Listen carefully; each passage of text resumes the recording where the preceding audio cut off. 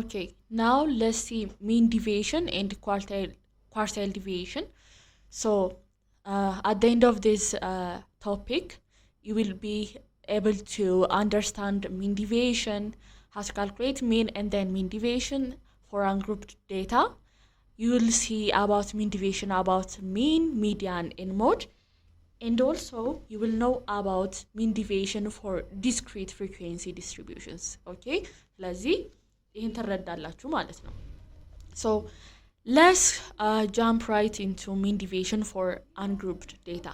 So, mean deviation of data is the sum of all deviations in absolute value of each item for the average value divided by the total number of items ማለት ነው። ስለዚህ በቀላሉ mean deviation ማለት so group of data ይኖረናል አይደለ? ስለዚህ how far the numbers in a list are from the average ማለት ነው። so mean ማለት average ነው አይደለ? ስለዚህ ከአቨሬጁ ምን ያህል ይርቃሉ ነው። ለምሳሌ እንበልና ከጓደኞቻችሁ ጋር የፈተናችሁን ውጤት ስታመሳስሉት ግማሹ 5 ግማሹ 6 ግማሹ 7 ግማሹ 8 ግማሹ 9 ነው ያመጣው። ስለዚህ የነዚህን አቨሬጅ ወይም ሚን ስንወስድ ስንት ይሆናል? 7 ይሆናል አይደለ? ስለዚህ ከ7 ወይም ከሚኑ ምን ያህል ይርቃል የናንተ ውጤት እንደማለት ነው። በቃ this is all about mean deviation. okay ስለዚህ ስለ mean deviation እንደዚህ ካልን ሪፕሬዘንት የሚደረገው ደግሞ ካፒታል ኤምዲ ከዛ ደግሞ በቅንፍ ውስጥ የሚን ሲምቦል ይቀመጣል which is x bar ሪፕሬዘንት የምታደርገው ሚን ነው። ኤምዲ ስንጨምርበት mean deviation for mean ይሆናል ማለት ነው። ወይም about the mean ይሆናል። እዚህ ስቴፖች አሉ mean deviationን ለማግኘት። መጀመሪያ ምንድነው የምናደርገው? የዴታ ሴቱን ሚን ወይም አቨሬጅ ካልኩሌት አድርገን ማግኘት ነው የመጀመሪያው ማለት ነው። ስለዚህ we add all the numbers and divide by how many there are. ለምሳሌ 5 ዴታ ከሆነ ያለው በ5 ማካፈል፣ 10 ካለ በ10 ማካፈል ከዛ ሚን ወይም አቨሬጁን ማግኘት ነው። ሁለተኛው ስቴፕ ደግሞ find the deviation of each item from the mean regardless of the sign since deviation assumes absolute value. ስለዚህ deviation እንዳልኳችሁ ርቀት ስለሆነ ቁጥሩ ኔጌቲቭም ቢመጣ ፖዚቲቭም ቢመጣ ካልኩሌሽናችን ውስጥ ወይም ፎርሙላችን ውስጥ absolute value ስላለ ወደ ፖዚቲቭ ይቀየራል ማለት ነው። ስለዚህ ርቀቱ ነው እንጂ ማተር የሚያደርገው ዳይሬክሽኑ ወይም ደግሞ ኔጌቲቭ ይሁን ፖዚቲቭ ምንም አይነት ለውጥ አያመጣም ማለት ነው። ስለዚህ ሶስተኛው ስቴፕ ደግሞ ምንድነው የምናደርገው? the sum of the deviations ማግኘት ነው። ሚን አገኘን ከዛም በኋላ ከሚኑ ከዴታዎቹ ላይ ሚን ቀነስን ከዛ ርቀቱን ካገኘን በኋላ ምንድነው የምናደርገው? ሁሉንም ያገኘነውን አንሰር መደመር ነው። ከዛ mean deviation አገኘን ማለት ነው። እሺ ኤግዛምፕል እንስራ። so the example says find the mean deviation about the mean of the following data ይላል። እንስራ አብረን። so we have 50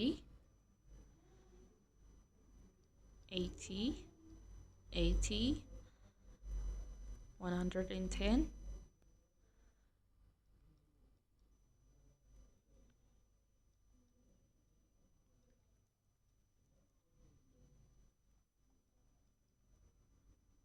and 160 እነዚህ ዴታዎች ተሰጥተውናል አይደለ? እዚህ የነዚህን mean deviation እናገኝ about the mean. remind you so we have to find የነዚህ ርቀት ከሚኑ ወይም ከአቨሬጁ ምን ያህል እንደሆነ ማለት ነው። እዚህ መጀመሪያ ስቴፕ 1 ምንድነው ያለው? ሚኑን ማግኘት ነው። so ሚን እንዳልኳችሁ ሪፕሬዘንት የሚደረገው በኤክስ ባር ነው። ከዛም በኋላ መደመር ነው ማለት ነው። so 50 plus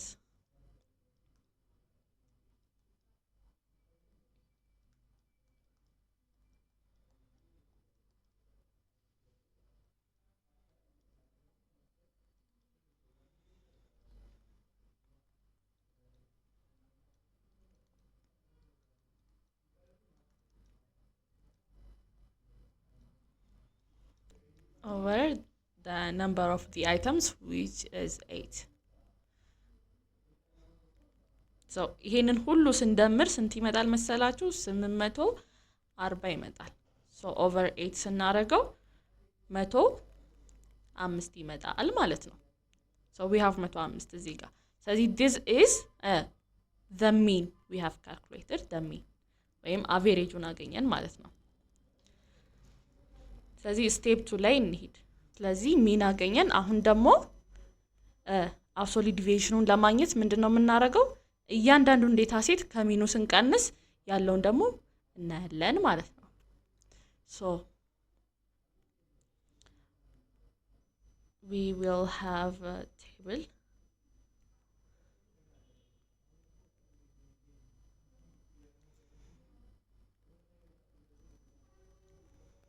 so we have the data and then the difference between the items minus the mean. Okay, so ከመጀመሪያው ስንጀምር 50 80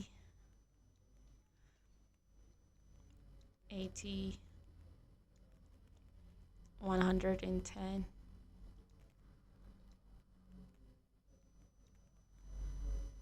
so now we're going to calculate. እሺ ስለዚህ ምንድነው የምናደርገው? ሚን ኦሬዲ አግኝተናል እዚህ ጋር 105 አይደለ?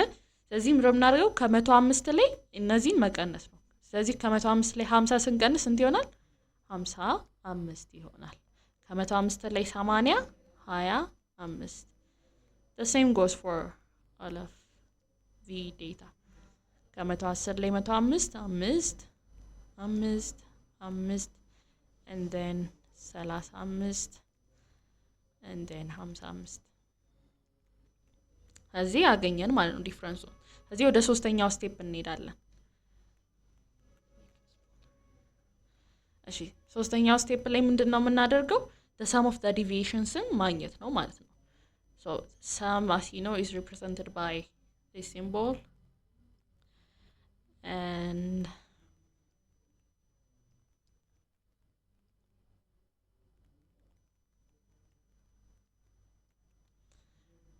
so let's sum up.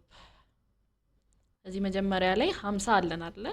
50 ሲቀነስ 105 አድርገን ያው ኔጌቲቭም ቢመጣ እንዳልኳችሁ the direction doesn't matter, only the value ነው የሚባለው። ስለዚህ 50 ሲቀነስ 105 in absolute value እንዳልኳችሁ the direction doesn't matter as long as it's in absolute value plus 80 ሲቀነስ 105 in absolute value እዚህ እንደዚህ ያለን መቀጠል ነው።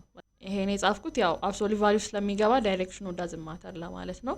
እዚህ ሁሉንም እንደዚህ ካልኩሌት አድርገን ድምራቸው ስንት ይመጣል? 210 ይመጣል ማለት ነው። እዚህ ስቴፕ 3 ጨረስን። ከዛ በመጨረሻ ምንድነው የምናደርገው? we divide the sum of the deviations by the total number of items ማለት ነው።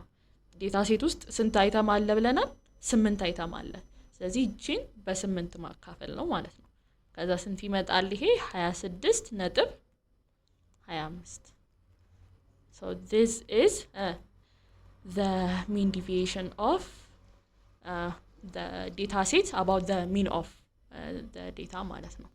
okay so now mean deviation of the data about the mean አይተናል አይደለ? ስለዚህ the same goes for the median and the mode.